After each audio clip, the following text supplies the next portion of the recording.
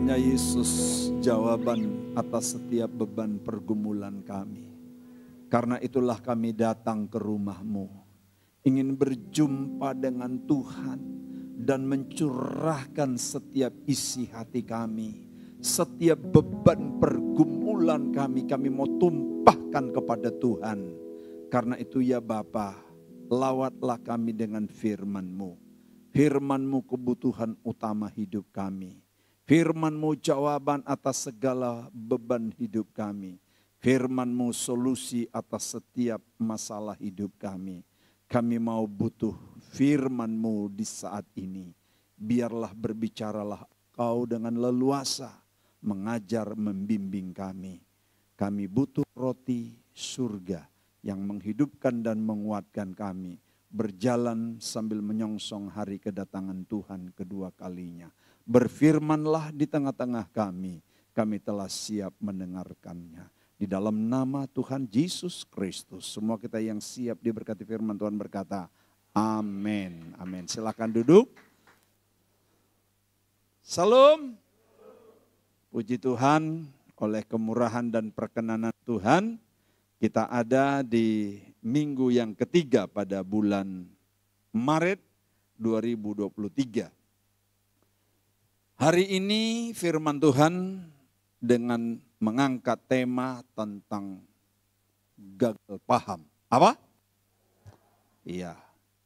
Sering kita dengar apa yang disebut dengan gagal paham, tetapi dalam konteks firman Tuhan, hari ini kita ingin melihat dalam 1 Samuel pasal yang ke-15 ayat 17.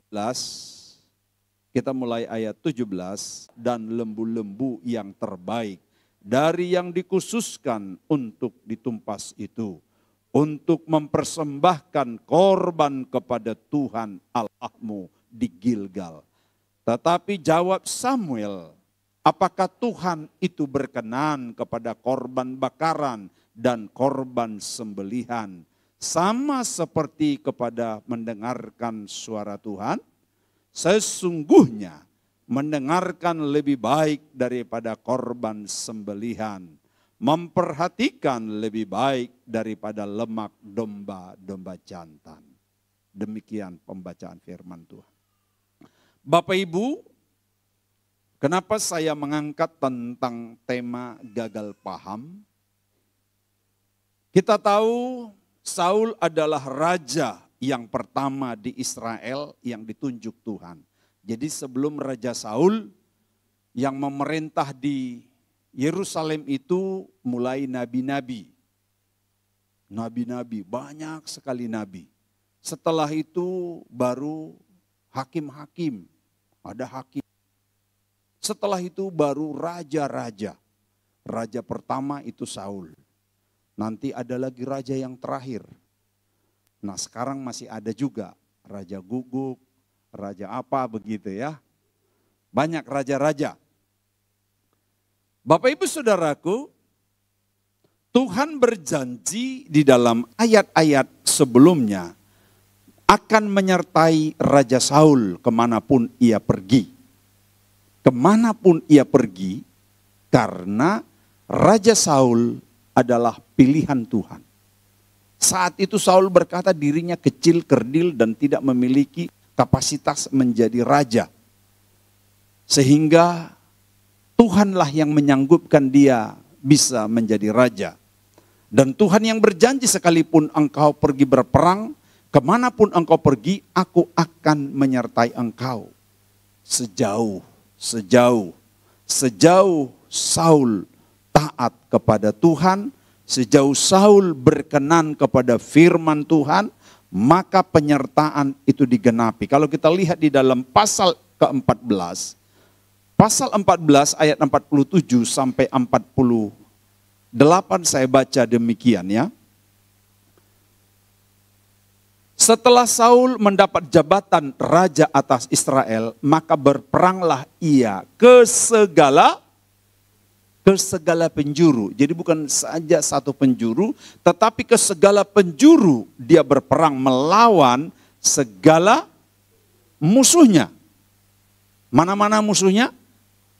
Melawan negara Moab. Bani Moab, Bani Amon, apalagi?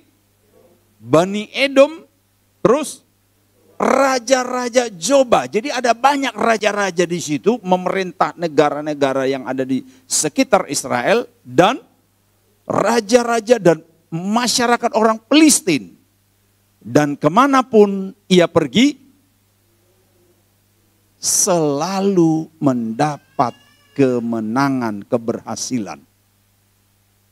Jadi kita catat baik-baik itu. Kemanapun kalau kita berjalan di jalan Tuhan, kalau kita taat kepada Tuhan, kalau kita setia kepada firman, maka keberhasilan itu akan menyertai kita. Ayat 48.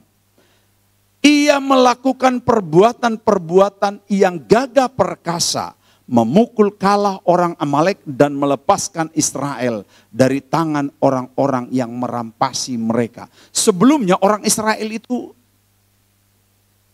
jadi bulan-bulanan negara-negara yang ada di sekitarnya. Mereka beternak dirampas, mereka membangun dirubuhkan, mereka berkembang biak dibunuh. Jadi nggak nyaman. Tetapi sejak itu bangsa Israel menjadi negara, menjadi bani keturunan yang sangat disegani. Kemanapun ia pergi, firman Tuhan. Jadi bukan karena Saulnya, tapi karena firman Tuhan yang berjanji, aku menyertai sejauh firman Tuhan dihidupi oleh Saul. Tetapi apa yang kita catat di atas atau yang kita baca tadi, pertama, nah kisah Saul sudah tidak taat dan mulai gagal paham. Mulai gagal, tidak lagi memahami apa yang menjadi ciri khas Tuhan, apa yang menjadi kehendak Tuhan. Mulai analisa pikirannya berjalan sendiri. Sehingga Raja Saul berperang melawan Amalek. Seperti yang kita baca pada pasal 15, pesan Tuhan jelas. 1 Samuel 15 ayat 3 disebutkan tadi bahwa, coba kita kembali, pasal 15 ayat yang ketiga. Apa pesan Tuhan di situ? Kita baca bersama-sama. 1, 2, 3. Jadi pergilah sekarang, kalahkanlah orang Amalek. Tumpaslah segala yang ada padanya. Dan janganlah ada belas kasihan kepadanya. Bunuhlah semuanya, laki-laki maupun perempuan, kanak-kanak maupun anak-anak yang menyusu, lembu maupun domba, unta maupun keledai. Habis. Pokoknya tidak ada tersisa. Kira-kira begitu. Itu pesannya di ayat 3. Lalu dia berangkat di pasal 15 ayat yang ke-17 tadi. Dia berperang. Dia menang dengan mudah, dia kalahkan Amalek. Dengan mudah peperangan dimenangkan. Tetapi ada yang tidak sesuai dengan pesan Tuhan. Dia mulai tidak konsisten dengan pesan-pesan Tuhan. Nah, inilah kesalahan Raja Saul yang kita menyebutnya mulai dia gagal paham. Sebab dikatakan tadi di ayat 3, tumpas semua, manusia maupun binatang. Tetapi pada ayat yang kita baca pasal 15, ayat yang 17 dan seterusnya, dia tidak menumpas semua. Dia tidak melaksanakan pesan Tuhan tadi. Ada 2 yang tidak dia kerjakan di situ. Yang pertama, ayat 8 sampai ayat yang 9, dia membiarkan hidup Raja Agag atau Raja Amalek itu. Namanya Agag, bukan Gagak. Jadi pesannya tadi tumpas semua, tetapi raja itu, wah aku kenal dia ini gitu. Dia tidak bunuh. Padahal Tuhan bilang, bunuh semua, jangankan raja, anak-anak pun tumpas. Tetapi kesalahan yang pertama, dia tidak membunuh Raja Agag, raja orang Amalek. Yang kedua kesalahannya, dia tidak membunuh, justru mengambil semua ternak tambun yang terbaik. Padahal pesan pada ayat yang ketiga tadi, apa? Semuanya, manusia apalagi binatang. Jangan engkau berbelas kasihan. Jangan ada belas kasihan. Jadi kalau lagi perang itu ternyata belas kasihan hilang. Urat belas kasihannya dicabut.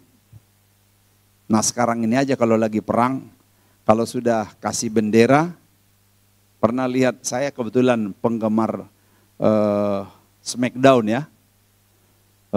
Jadi kalau sudah diangkat tangan atau pukul begini dia menyerah ya. Tapi kalau sebenarnya dalam perang itu enggak ada habis-habisan. Karena dia menang sekarang besok bisa kalah. Atau sebaliknya, kita kalahkan sekarang, besok dia bisa kalahkan kita lagi. Jadi tapi kalau sudah ditumpas habis, enggak akan ada lagi peluang dia menang, kira-kira begitu. Nah, tetapi Raja Agag dibiarkan hidup, juga binatang-binatang yang dia anggap bagus, tambun, dan yang terbaik menurut nalar Raja Saul dibiarkan hidup. Alasannya apa? Alasannya pada ayat 21. Kita baca ayat 21 tadi. Ayat 21 ini yang menjadi alasan Saul untuk tidak membunuh. Tetapi rakyat mengambil dari jarahan itu kambing domba. Apa alasan yang pertama? Alasan yang pertama disebut rakyat ini tidak taat. Ya tak? Tidak taatnya apa? Dia berlindung kepada rakyatnya tidak taat, mengambil jarahan kambing domba dan lembu-lembu yang terbaik dari yang dikhususkan untuk ditumpas itu untuk mempersembahkan korban kepada Tuhan Allah di Gilgal. Jadi alasan yang pertama dia sebut di sini luar biasa. Sebagai persembahan korban bakaran bagi Allahmu di Gilgal. Rohani banget. Kira-kira kalau kita jadi Tuhan, setuju enggak keputusan Saul ini? Ya kalau saya Tuhan mungkin, wah lumayan nih, jarang dapat persembahan yang bagus ini. Biasanya yang kusut-kusut ini persembahan. Wah jangankan lembu, tekukur pun jarang dapat kan, kira-kira begitu. Apalagi domba. Kan jarang. Wih, kalau domba sekarang berapa seekor ya? Wah, sedikit lagi kan hari raya udah lewat hari raya kurban ya. Saya dulu baru-baru ke Jakarta ini lumayan sering saya kasih kurban lah. Ya, makan juta kan? Coba yang kalau ada satu keluarga itu 5 yang terbaik, berapa ratus ribu keluarga punya domba yang tambun dan yang terbaik. Wih, dikumpul itu bisa bangun gereja kita. Bisa bikin, ada yang bilang apa? Kita bisa bikin lift. Wih, amennya kencang ini. Karena memang bagi yang sudah umur, kita butuh lift di sini ya, amin. Tapi, ada tapi. Kedengarannya manis, kedengarannya rohani, kedengarannya, wih hebat rohani banget ini raja. Saul ini betul-betul rohani banget, dia pikirkan persembahan untuk Tuhan. Kan kira-kira, mungkin kalau saya Tuhan, langsung saya ACC, setuju, lanjutkan kau jadi raja 2 periode. Karena dia bahasa rohani kan. Nah inilah yang dimaksud gagal paham. Dia gagal memahami Tuhan. Padahal sudah lama ada mujizat, ada banyak pertolongan yang dialami. Tapi hanya dengan alasan sedikit rohani. Makanya di dalam ayat yang ke-22. Dia katakan begini, jawab Samuel kepada Saul, apakah Tuhan itu berkenan kepada korban bakaran dan korban sembelihan? Iya, Saya bisa pastikan, Tuhan berkenan korban bakaran dan korban sembelihan. Sama-sama bilang kiri kananmu dulu. Tuhan berkenan korban bakaran dan korban sembelihan. Ya, Tuhan berkenan persembahan dan perpuluhan. Ya, ayat 22 ini. Tapi lihat, itu belum habis bro. Itu belum habis guys. Masih ada terusannya kan? Apa terusannya disebut? Apakah Tuhan, itu kan tanda, apakah Tuhan berkenan kepada korban bakaran dan korban sembelihan sama seperti kepada mendengarkan suara Tuhan? Dia tanda tanya. Apakah sama katanya? Kalau sama dengan sama berat, oke. Tapi jawaban di bawahnya lagi. 1, 2, 3. Sesungguhnya, koma, jangan lanjut. Membaca Alkitab itu lihat tanda baca. Itu memiliki arti. Sesungguhnya, sebenar-benarnya.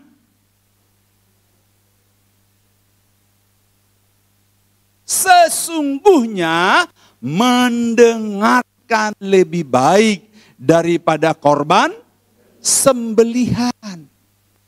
Memperhatikan lebih baik daripada lemak domba-domba jantan. Bahasa lainnya, Tuhan setuju ada persembahan. Tuhan setuju ada perpuluhan. Tuhan setuju ada yang lain-lain, apa namanya lah. Tapi kalau ditimbang, mana lebih setujuan Tuhan? Kau bawa korban yang begitu daripada kau tidak dengar-dengar. Lebih bagus Tuhan bilang, gak usah bawa persembahan perpuluhan. Yang penting dengaran. Wow. Untung bukan saya jadi Tuhan. Kalau saya jadi Tuhan bisa 2 kali gagal paham. Nah ini dia dengan alasan yang sangat rohani banget.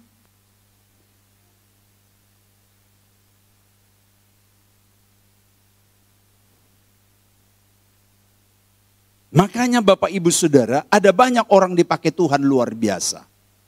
Dipakai Tuhan luar biasa sama dengan Saul. Dipakai Tuhan luar biasa. Kemanapun dia pergi ada mujizat. Kemanapun dia pergi ada kesembuhan. Kemanapun dia berdoa, dia melakukan tanda heran. Ada banyak orang yang disembuhkan, ditolong. Tetapi kenapa dia terakhir di dalam ayat Matius 7 ayat 22 sampai 23. Akhirnya dia ditolak. Padahal dia bikin mujizat banyak. Mari kita buka dulu. Matius pasal 7 ayat 22. Matius pasal 7 ayat 22 sampai 23. Mari kita baca bersama-sama. 1, 2, 3. Pada hari terakhir banyak orang akan berseru kepadaku, Tuhan, Tuhan, bukankah kami bernubuat demi namamu? Sabar dulu. Kita di sini belum serohani ini loh. Betul toh? Kita belum serohani dia. Kita belum ada yang bernubuat di sini. Paling berbahasa roh, berbahasa lidah. Karena itu adalah ciri Pentakosta. Berbahasa roh, berbahasa lidah. Itu pun kita masih jarang saya lihat. Itu bukan dibuat-buat loh. Seperti roh itu memberikan kepada kita. Demikianlah kita berkata-kata. Berbahasa lidah, berbahasa roh. Kita belum sampai bernubuat. Nubuat itu lebih tinggi karena berbahasa roh membangun diri sendiri. Sedangkan bernubuat membangun jemaat. Semuanya butuh semuanya. Berbahasa roh dulu, membangun dirimu, membangun diri kita. Baru ditingkatkan bernubuat. Kita belum nyampe. Nah, orang ini udah nyampe. Kita baca ulangi ayat 22. 1, 2, 3. Pada hari terakhir banyak orang akan berseru kepadaku, Tuhan, Tuhan, bukankah kami bernubuat demi namamu, mengusir setan demi namamu? Sabar. Kita ini udah pernah usir setan? Belum. Panggil setan mungkin biasa. Mengusir belum loh. Masih jarang. Mengusir iya tapi nggak pergi. Tapi ini mengusir setan memang pergi. Kita lanjut. Dari mengusir setan. 1, 2, 3. Dan mengusir setan demi namamu. Mengadakan banyak mujizat demi namamu juga. Banyak mujizat loh, bukan hanya satu. Ini hari-hari terakhir dibilang banyak orang. Ayat 23, 1, 2, 3. Pada waktu itulah aku akan berterus terang kepada mereka. Sabar. Berarti pada waktu itu nanti baru Tuhan berterus terang. Sekarang Tuhan belum berterus terang. Dia bilang, yo kau bikin sudah, kau pun mau-mau. Biar sudah kau kelihatan rohani. Tapi sesungguhnya nanti aku akan buka berterus terang. Jadi Tuhan sekarang ini masih tersipu-sipu, menutup-nutup. Dia senyum-senyum lihat kita, yo kau hebat, kelihatan rohani. Tapi belum berterus terang Tuhan. Kita ulangi ayat 23. 1, 2, 3. Pada waktu itulah aku akan berterus terang kepada mereka dan berkata, aku tidak pernah mengenal kamu, enyahlah daripadaku, kamu sekalian pembuat kejahatan. Jadi kalau sampai sekarang Tuhan mau berterus terang, jujur dulu, halo, kira-kira gimana kalau Tuhan berterus terang sekarang? Malunya minta ampun, malu enggak kita? Contoh, kita baru bakalahi di rumah. Tendang anak, tendang pecahkan piring dan segala macam. Tiba-tiba kita melayani. Pas, sementara kita melayani angkat tangan begini kayak sudah mau naik ke surga. Tuhan langsung stop musik, stop. Gitu kan? Wih, ada apa Tuhan? Dengar dulu, aku mau berterus terang sekarang. Tadi kau rohani sekali. Tadi itu lihat videonya, dia putar ulang lagi videonya. Tadi kau baku pukul di rumah baru. Malu enggak? Nah, makanya Tuhan belum mau berterus terang sekarang. Karena dia tidak mau mempermalukan kita. Kalau dia berterus terang sekarang, malu sekali kita. Aduh, maui. Bahaya. Hebatnya Tuhan itu belum mau berterus terang supaya kita jangan dipermalukan. Tapi hari-hari terakhir nanti dia akan berterus terang dan berkata, aku tidak mengenal kamu, enyahlah daripadaku, kamu sekalian pembuat kejahatan. Nanti kejahatan-kejahatan itu kalau nggak bertobat baru dibuka. Tapi kalau kita bertobat nggak dibuka itu. Bro, guys, bertobat sekarang. Nanti keburu dibuka. Malu kita. Nah, Bapak Ibu Saudaraku yang kekasih, orang ini ditolak padahal dia melakukan banyak mujizat. Kenapa? Melakukan banyak mujizat, mengusir setan.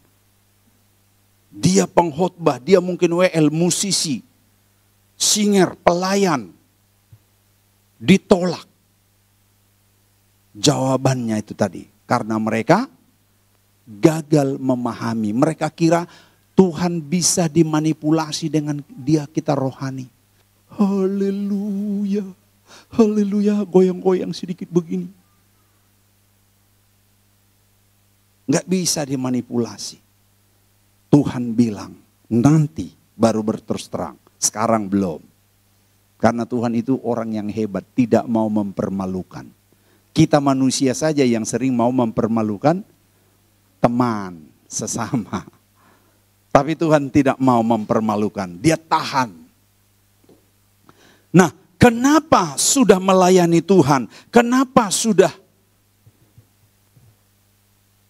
mengambil bagian di gereja sebagai pemusik, sebagai singer, sebagai apalah namanya, tetapi ditolak? Jawabannya karena mereka sudah tidak berkenan di hadapan Tuhan. Gagal paham, gagal memahami. Mereka kira kalau sudah melayani banyak-banyak di gereja, hari Senin ke gereja, hari Selasa ke gereja, hari Jumat persekutuan dan sebagainya, dikira sudah, Ini udah menyenangkan Tuhan. Siapa bilang? Ini ada lagu, mari kita dengar dulu lagu ini. Bisa putar? Saya tertarik lagu ini.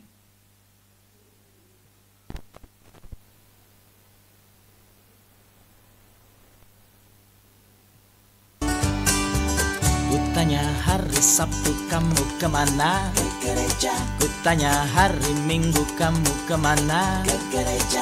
Tiap minggu kamu pergi ke gereja, tapi mengapa hidupmu nggak berbeda? Tiap minggu kamu pergi ke gereja, tapi hati dan mulutmu nggak dijaga.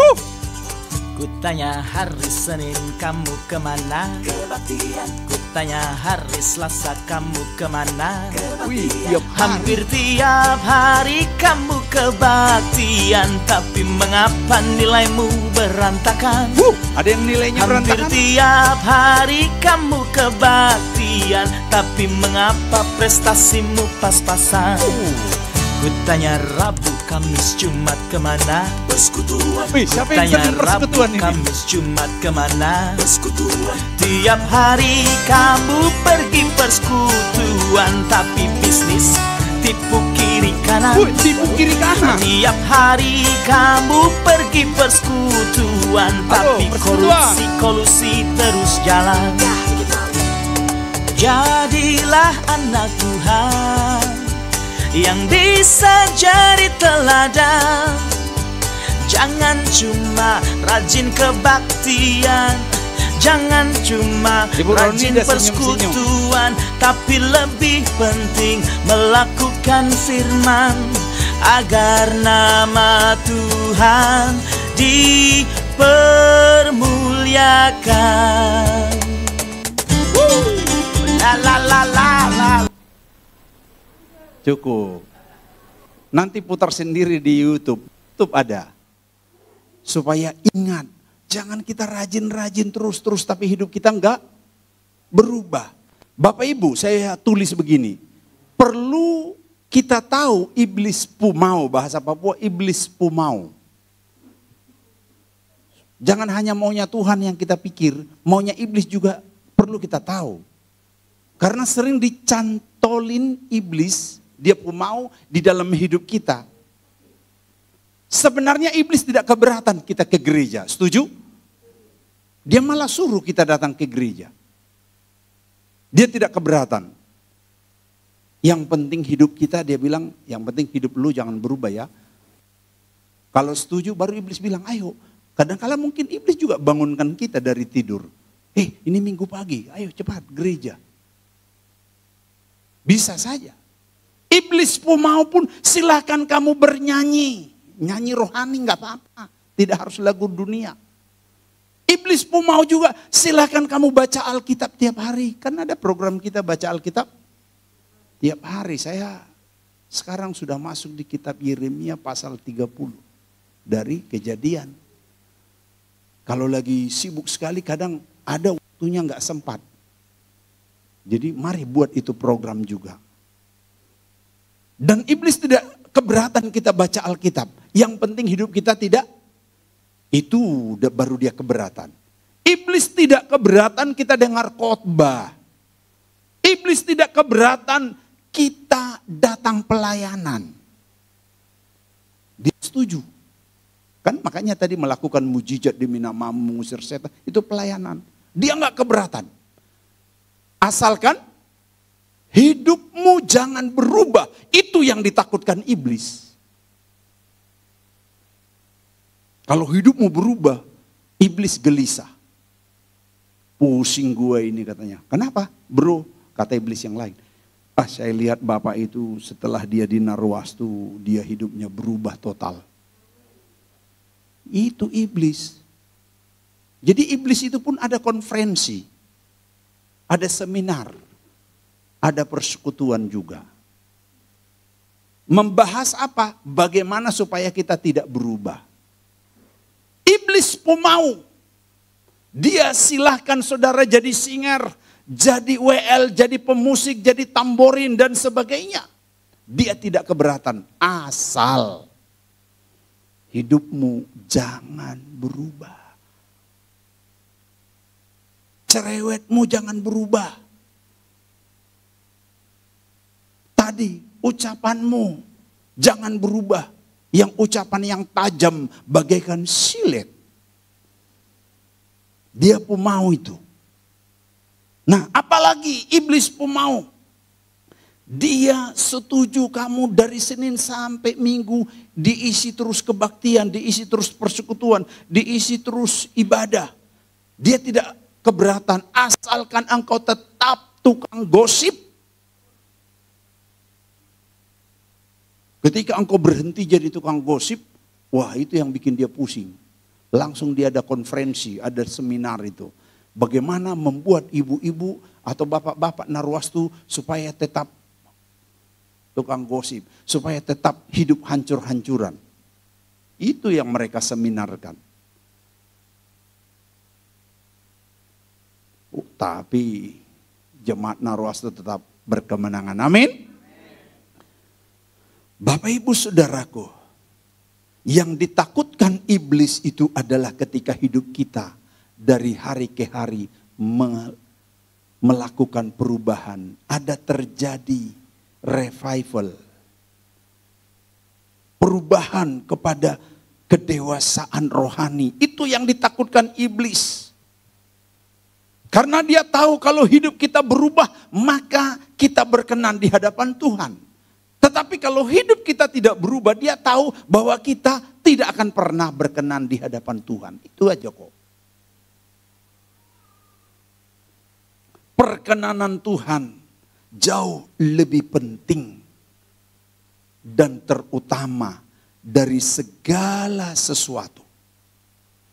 Termasuk pemakaian Tuhan di dalam hidup kita. Kita dipakai luar biasa. Umpamanya. Atau kalau lihat pemain musik kita di Papua, di Jayapura, kalau mereka main gitar itu goyang begini. Jadi kadang-kala bukan WL lagi yang saya lihat pemainnya. Karena senang kita melihat. Bagus. Tapi kalau udah begini, kita nggak tertarik melihat toh. Tapi goyang-goyang dikit kan. Tapi yang lebih penting di situ adalah perkenanan Tuhan. Bilang dulu kiri kananmu, perkenanan Tuhan. Kalau Tuhan sudah berkenan, apa yang kita butuh, apa yang kita perlu, tidak terlalu sulit dipenuhi oleh Tuhan. Karena itu mari kita jaga hati kita, pikiran kita, tutur kata kita, segenap perbuatan kita. Karena perkenanan Tuhan melebihi dari segalanya. Jangan sampai seperti Raja Saul gagal paham, dia kira dia menyenangkan hati Tuhan dengan korban bakaran, dengan korban sembelihan. Hasil jarahan pula. Hasil curian pula. Hasil dari yang tidak benar pula.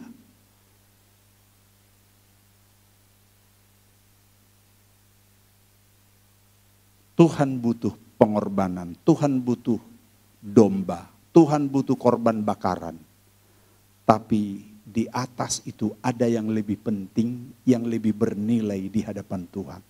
Adalah ketulusan dan perkenanan hidup kita. Amin. Tuhan memberkati kita. Agar kita jangan gagal paham, mengerti, memahami kehendak Tuhan. Tuhan memberkati kita semua.